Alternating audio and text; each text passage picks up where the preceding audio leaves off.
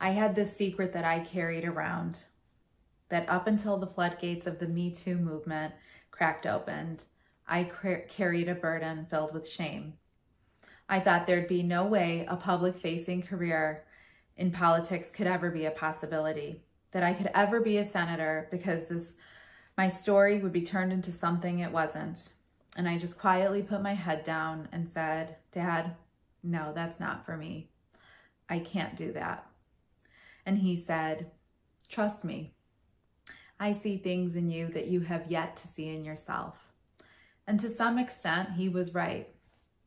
So to be introduced and to share the stage all these years later with the great Senator Durbin, not just any senator, but one of the greatest champions of survivors around the world and certainly in this country, the third most televised senators appearing on Sunday talk shows, a man who's championed the Violence Against Women Act and its reauthorization time and time again, who continues to lead the fight in ending the scandalous rape kit backlog, who fiercely defended human rights and crimes against humanity when rape was used as a weapon of war around the world, visiting the Rape Crisis Center in the Congo not just once, but multiple times.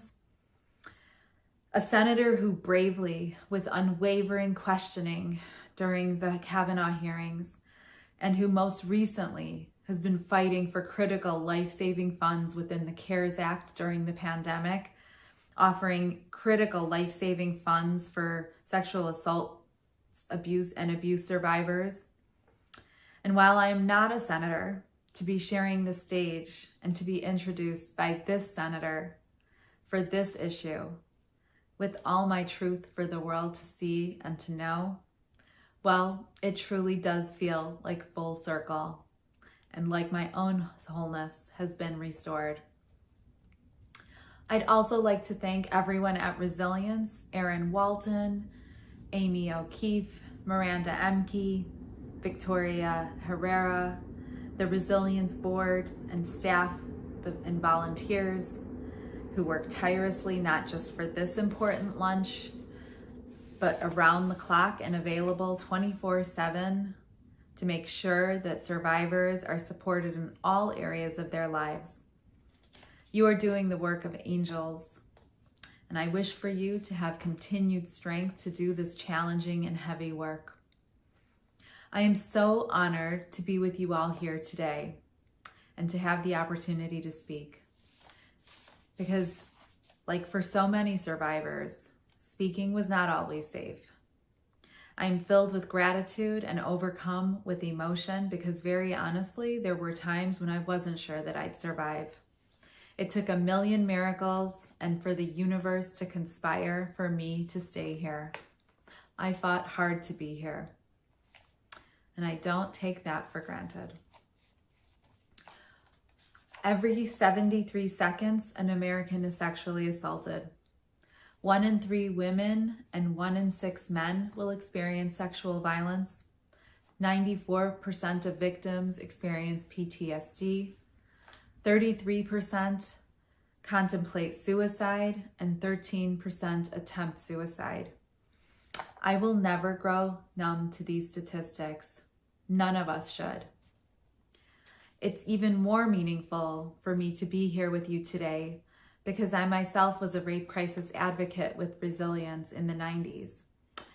And I later joined their board, so I know firsthand all about the powerful, life-saving advocacy and support this special organization offers to survivors. And I can say with certainty just how lucky Chicago is to have the services Resilience offers, because my journey has taken me around the world. And I've spent hours upon hours with survivors and communities with unmet needs. And sometimes it is the difference between life and death. And that is worth everything. We should celebrate it, and it should inspire us all to recommit ourselves to sending a message here in Chicago and around the world, sending a message to survivors that you are not alone, that we see you, that we are here for you, that you are safe to rest your head, to rest your heart, your body, your mind, and your soul. Here you can heal. Since I was a little girl, I've been fascinated with the concept of resilience. Resilience is a noun. It is the capacity of a person to maintain their core purpose and their integrity in the face of dramatically changed circumstances. What does it take to build resilience after unfathomable dark moments, when unspeakable violence touches our lives and our communities? How do we move forward? How do we heal? How do we restore wholeness and reclaim all that is ours? I've come to believe it's through moments like this. We heal in community. We heal when we share our stories and allow others to share theirs. We heal when we allow ourselves to be seen. And we heal when we allow others to sit with our pain, not move it or fix it, but just sit with it. This last year has been hard for everyone, no matter who you are or where you live. The pandemic has impacted every single person on earth. But for survivors, it was especially challenging. For some, wearing a mask and having their face covered, their breathing restricted, triggered anxiety and panic attacks. I know it did for me. And for some, home is not a safe place. As the world took a pause, the economy tumbled, and we went through unprecedented uncertainty, victims were forced to shelter in place with abusers. And as lockdown orders took shape around the world, a surge in abuse also unfolded, and calls to sexual assault and domestic violence hotlines skyrocketed. Access to teachers, mentors, coaches, and friends, often the first to see red flags in victims, were cut off. And now, as we come out of quarantine, the trauma from what some witnessed and some experienced in their homes will have long-term impact, which is why today I am compelled, now more than ever, to make sure that survivors know that they are not alone, that they are worthy and loved, and that there are people and resources available to them right now to help them restore wholeness and recover from their trauma. It takes guts to exist as a survivor, to keep showing up for yourself, to treat yourself with compassion and empathy. It's the most courageous and brave thing you will ever do. You deserve medical care, legal care, mental care, soul care, and self-care. You deserve an investigation and a justice system that respects you. You deserve a community that rises up to meet you with compassion and empathy. You deserve to be believed. And you deserve a society that is brave enough to say that we have spent our days determined to eradicate rape and sexual assault and domestic violence. You deserve it all. And undoubtedly, what I want you to embody is the knowing that you belong here. You deserve to stay. You are loved and you are unbreakable. That what you thought was broken are places where divine light shines and courage lives.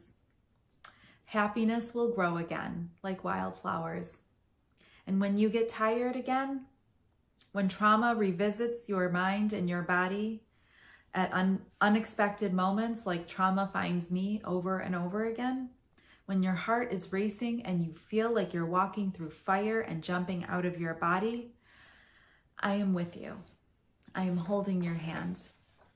And I want you to know that you are not alone. You will never be alone. There is a light and it will never go out.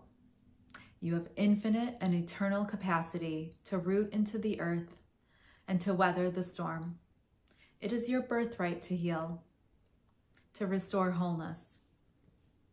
But healing is nonlinear and it is messy and it has no timeline. It is an ongoing process, and I have done it over and over again, and I know you can too. I am rooting for you and I'm rooting for myself.